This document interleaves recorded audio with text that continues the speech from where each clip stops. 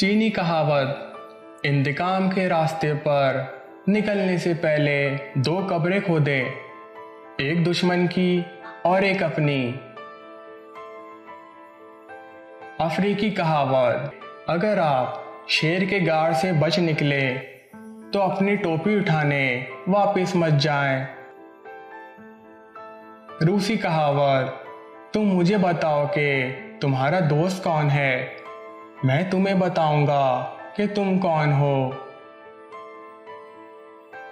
मुगलिया कहावत, लोग घर बनाने से पहले ही उसे गिराने का सोचने लगे, वो कभी घर नहीं बना पाते।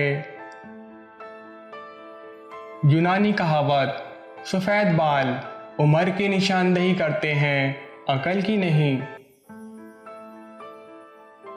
चीनी कहावत, जिसे मुस्कुराना नहीं आता उसे दुकान नहीं खोलनी चाहिए। अरबी कहावत, कौवाओं को रहनुमा बनाओगे तो कुत्तों की लाश के पास पहुंचोगे।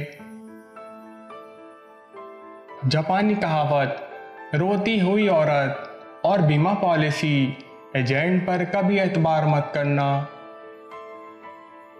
मिस्री कहावत, दौलत जब बोलती है तो सच्चाई बाज दफा खामोश हो जाती है। फारसी कहावत, जो चीज शेर को लोमड़ी बनाती है वो जरूरत है। चीनी कहावत, दूर किसी मंदिर में बत्तियां जलाने से बेहतर है कि करीबी किसी को खुश कर दें।